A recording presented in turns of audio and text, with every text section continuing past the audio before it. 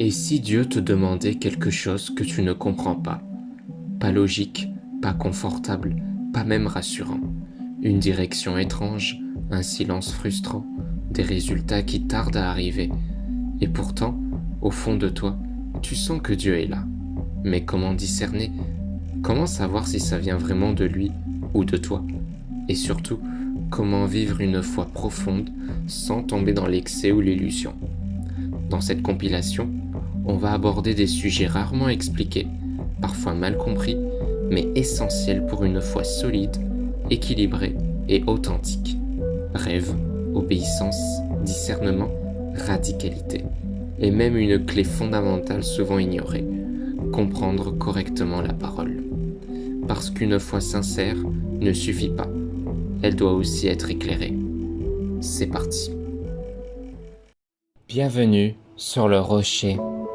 Et si un jour Dieu te demandait de faire quelque chose qui semble complètement fou à ton entourage, illogique à tes yeux, contradictoire avec tout ce que tu avais prévu?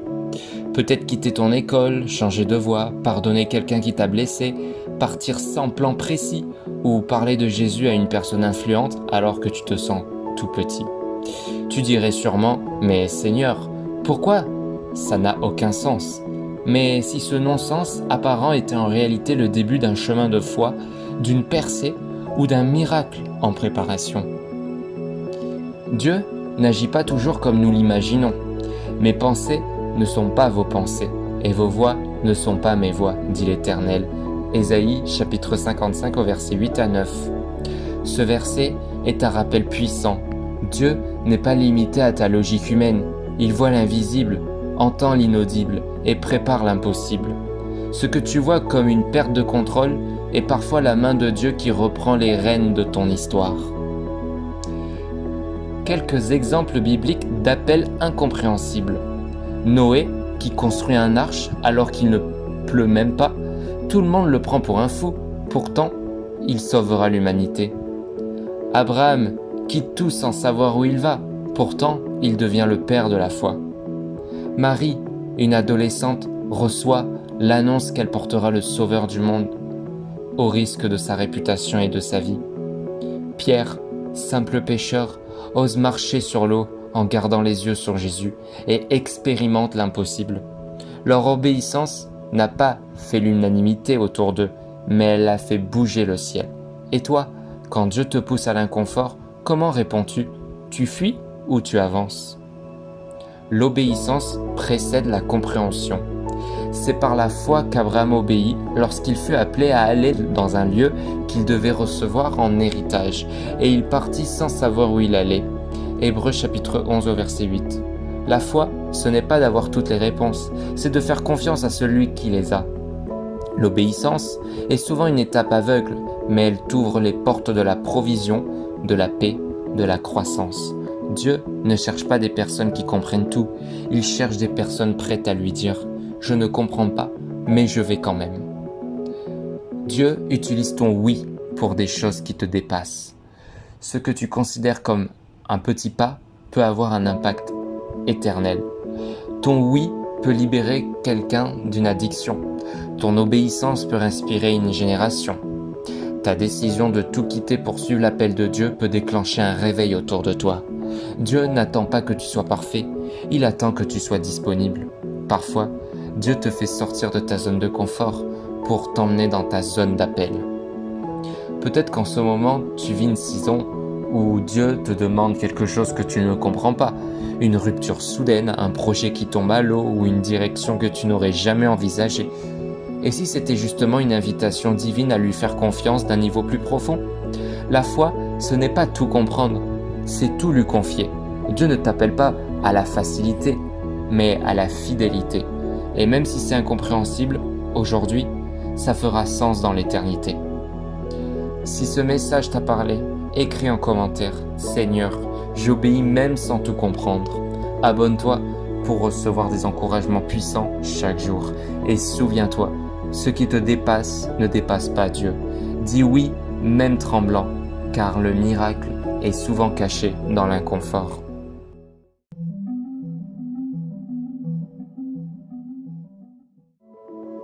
Tu as décidé de suivre Dieu, de marcher selon ses voies. Tu dis oui, même quand ça coûte. Tu pardonnes, tu pries, tu renonces à certaines choses. Tu fais ce que Dieu te demande, mais malgré tout, tu ne vois pas les fruits. Pas de changement, pas de réponse, pas de percée. Alors tu te poses cette question. Pourquoi je ne vois pas encore les fruits de mon obéissance? Est-ce que Dieu m'a oublié ou est-ce que j'ai mal compris? Aujourd'hui, je veux t'encourager, parce que Dieu n'est jamais en retard et ton obéissance a du poids. Tout d'abord, Dieu voit ce que toi tu ne vois pas. Ne nous lassons pas de faire le bien, car nous moissonnerons au temps convenable. Galates chapitre 6 au verset 9. Une graine plantée ne donne pas de fruits le lendemain. Il y a un processus. Ce que tu sèmes dans l'obéissance, Dieu le fait pousser en silence. Dieu construit quelque chose, pierre après pierre. Et parfois, c'est dans les moments les plus vides que Dieu agit le plus profondément. Peut-être que tu as choisi de quitter une relation toxique par obéissance. Aujourd'hui, tu te sens seul, rejeté, incompris. Mais Dieu utilise cette saison pour fortifier ton identité, t'enseigner la dépendance à lui. Ton obéissance prépare ta récolte future. Vous avez besoin de persévérance afin qu'après avoir accompli la volonté de Dieu, vous obteniez ce qui vous est promis. Hébreux chapitre 10 au verset 36. Dieu travaille plus en toi qu'autour de toi. Il prépare ton caractère pour recevoir ce qu'il a promis. Il ne veut pas seulement te bénir, il veut que tu sois prêt à porter cette bénédiction sans qu'elle t'écrase. Joseph a obéi, mais avant de voir les fruits, il est passé par la trahison, la prison, l'oubli. Pourquoi? Parce que son cœur devait être prêt à porter la responsabilité d'un royaume. Parfois, Dieu retarde le fruit pour affermir les racines. Pour qui obéis-tu? Pour Dieu ou pour les résultats? Beaucoup obéissent en espérant un retour immédiat, mais la vraie obéissance, c'est « même si je ne vois rien, je continue parce que je t'aime Seigneur ». Celui qui demeure en moi porte beaucoup de fruits. Jean chapitre 15 au verset 5. Reste connecté. Ne cherche pas le fruit, cherche le Père. Le fruit est une conséquence de la communion, pas de la performance. Tu partages la parole sur les réseaux sociaux, mais tu n'as que 10 vues. Gloire à Dieu. S'il y en a une qui a été touchée, c'est déjà une victoire du royaume. Obéir, c'est adorer Dieu, même sans applaudissements. Et enfin, chaque saison a son fruit. Il y a un temps pour tout, un moment pour chaque chose. Ecclésiaste chapitre 3 au verset 1. Dieu a mis en place des saisons. Ne te décourage pas si tu es en hiver spirituel. Le printemps arrive. Ce n'est pas parce que tu ne vois rien que rien ne se passe. Tu n'as pas encore vu les fruits. Alors continue de cultiver, continue d'arroser, continue de croire. Tu obéis, tu persévères, mais tu ne vois toujours rien. Dieu te voit, il t'entend. Il prépare quelque chose de bien, plus grand que ce que tu l'imagines. Tu ne perdras rien à obéir. Tu risques seulement de découvrir la fidélité de Dieu comme jamais auparavant. Continue de semer, continue de dire oui à Dieu, continue d'avancer. Car le fruit vient toujours, et quand il viendra, tu comprendras pourquoi Dieu a pris son temps. Mets en commentaire, je continue d'obéir, même sans voir.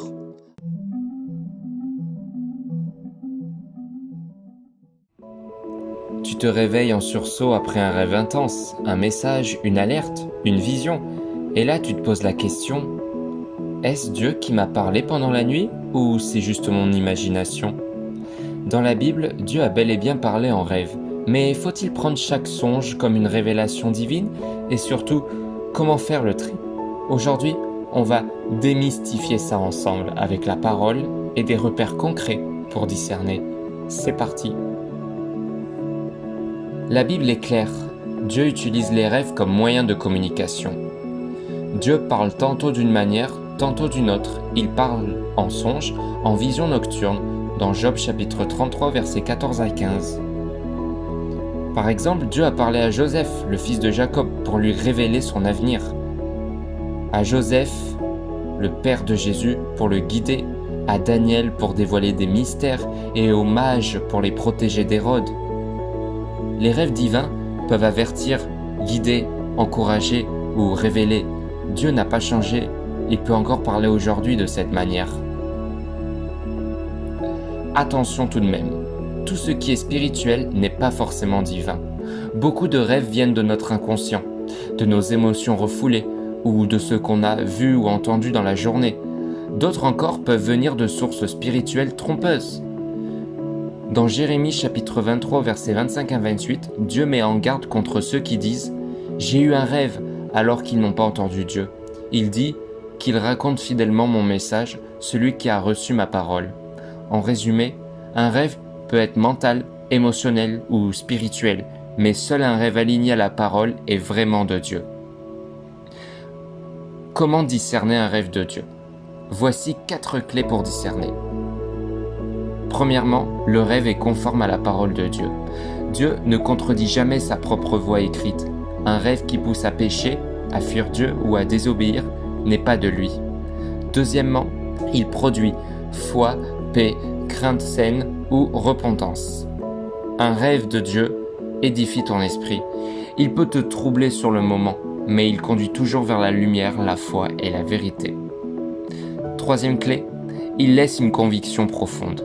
Pas juste une émotion passagère, mais une impression forte et durable. Et quatrièmement, il est souvent confirmé par d'autres signes, par la lecture de la Bible, la paix dans la prière ou même les conseils de chrétiens matures. Voici une astuce. Si tu n'es pas sûr, attends. Dieu n'est jamais pressé. Il confirme ce qui vient de lui avec clarté et douceur. Que faire après un rêve qui te marque ? Note-le immédiatement. Date, contenu, ce que tu as ressenti, sois précis. Prie, demande à Dieu, Seigneur, est-ce toi ? Que veux-tu me dire ? Si quelqu'un manque de sagesse, qu'il la demande à Dieu. Jacques chapitre 1 verset 5. Ne cherche pas à forcer l'interprétation. Joseph ou Daniel ont reçu l'interprétation par révélation, pas par déduction humaine. Il se peut que le sens vienne plus tard, au bon moment. Parfois, Dieu veut juste attirer ton attention, te préparer ou t'aligner avec sa volonté. En résumé, faire confiance à Dieu, pas à tout rêve. Oui, Dieu utilise encore les rêves, mais il ne se limite pas aux rêves et il ne te laissera jamais dans la confusion. Le rêve n'est qu'un outil. La parole de Dieu est la boussole. Reste ancré, humble, attentif, et Dieu saura se faire entendre. Commande ci-dessous, Seigneur, parle-moi clairement et donne-moi le discernement.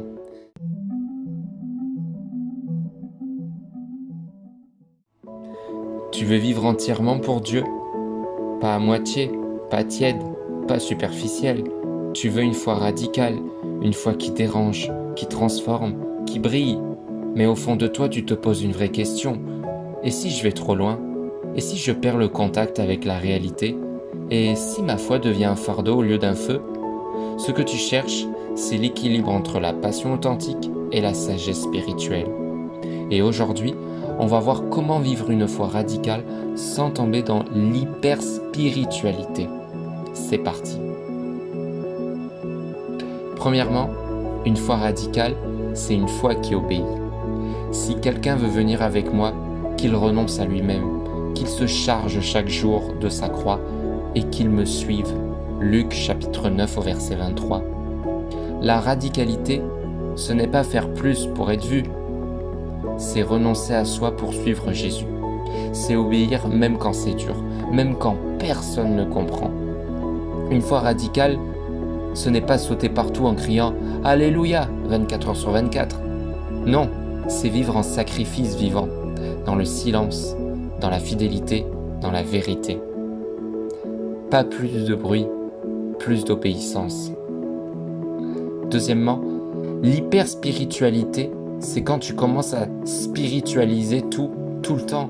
Une maladie devient un démon, une remarque devient une attaque spirituelle, un désaccord devient une rébellion.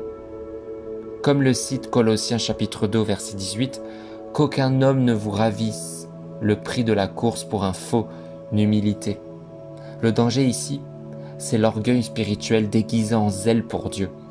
Tu commences à ajouter des fardeaux que Dieu n'a jamais mis. Tu veux impressionner le ciel, mais tu finis par écraser les autres. Une foi vraie ne rejette pas le monde. Elle y porte la lumière avec humilité. Troisièmement, Jésus n'était pas tiède. Il était radicalement vrai, radicalement pur, radicalement rempli de compassion. La parole a été faite chair, pleine de grâce et de vérité. Jean chapitre 1 verset 14. Tu veux vivre comme Jésus ? Sois plein de grâce, pas de jugement. Et sois plein de vérité, pas de compromis. Il n'était pas bizarre ou sectaire. Il mangeait avec les gens. Il riait sûrement. Il pleurait. Il comprenait. Et pourtant, il n'a jamais dilué le message. Sois radical comme lui, dans l'amour, dans le pardon, dans la sainteté, mais jamais dans l'isolement ou le mépris. Enfin, chaque jour, pose-toi cette question. Est-ce que je vis ma foi pour glorifier Dieu ou pour me glorifier moi-même ? L'hyperspiritualité commence quand on arrête de discerner et qu'on recommence à jouer un rôle. Examinez toutes choses, retenez ce qui est bon. 1 Thessaloniciens chapitre 5 au verset 21. Sois spirituel, oui, mais avec discernement et maturité. Sois radical, mais reste connecté à la vraie vie, aux gens, à l'amour concret du prochain. La vraie foi radicale n'est pas spectaculaire. Elle est profonde, stable, enracinée. Elle ne fait pas du bruit, mais elle porte du fruit. Elle n'impose pas, elle inspire. Elle ne juge pas, elle guérit. Elle ne se vante pas, elle sert. Et surtout, elle ne cherche pas à être admirée, mais à plaire à Dieu. Mets en commentaire, Seigneur, je veux une foi profonde, radicale, mais toujours centrée sur toi. Sois vrai, sois libre, sois transformé. Et n'oublie pas, Jésus ne t'appelle pas à jouer un rôle, mais à vivre pleinement pour lui.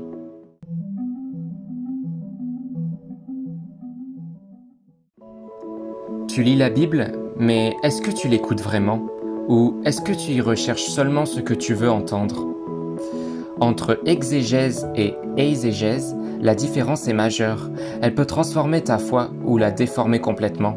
Aujourd'hui, on va voir comment lire la parole de Dieu avec fidélité, sans forcer le texte à dire ce qu'il ne dit pas, mais en laissant Dieu parler, expliquer et nous transformer. C'est quoi l'exégèse ? C'est une lecture honnête, respectueuse et attentive du texte biblique. Ça veut dire tirer le sens à partir du texte lui-même sans y ajouter nos idées. Tu te demandes, à quoi ce texte était-il adressé à l'origine ? Dans quel contexte historique, culturel, spirituel a-t-il été écrit ? Quels mots ont été utilisés en hébreu, en grec, en araméen ? Qu'est-ce que l'auteur voulait vraiment transmettre ? Je connais les projets que j'ai formés sur vous. Jérémie chapitre 29 au verset 11. Souvent cité comme une promesse personnelle de succès, mais exégèse biblique, Dieu parle au peuple d'Israël en exil à un moment très dur. Il annonce 70 ans de captivité avant le retour. Le verset est rempli d'espérance, mais replacé dans un contexte d'épreuve. L'exégèse nous enseigne donc à extraire un principe sans trahir l'intention divine. Mais maintenant, c'est quoi l'exégèse ? C'est l'inverse. Tu ne tires pas le sens du texte, tu y injectes le tien. Tu viens avec tes émotions, ton vécu, ta doctrine, et tu cherches un verset pour justifier ce que tu crois déjà. Tu ne laisses pas Dieu te parler, tu fais parler la Bible pour qu'elle t'arrange. Par exemple, Dieu veut que je sois riche. Alors tu prends tous les versets sur la bénédiction, la prospérité, et tu ignores ceux sur le renoncement, la souffrance ou la pauvreté choisie. Le danger ? Tu bâtis une théologie déséquilibrée et centrée sur toi, pas sur Dieu, et tu risques de tomber dans l'orgueil spirituel, la confusion, voire l'idolâtrie. Mais pourquoi c'est important ? Quand on interprète mal la parole, on l'applique mal, et une mauvaise application peut mener à des faux enseignements, des blessures spirituelles et une image déformée de Dieu.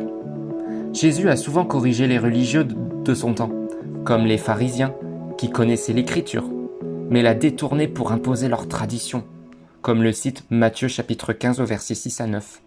Dieu n'a pas besoin qu'on parle à sa place. Il attend des cœurs qui écoutent, qui s'humilient et qui cherchent la vérité, pas la validation de leurs opinions.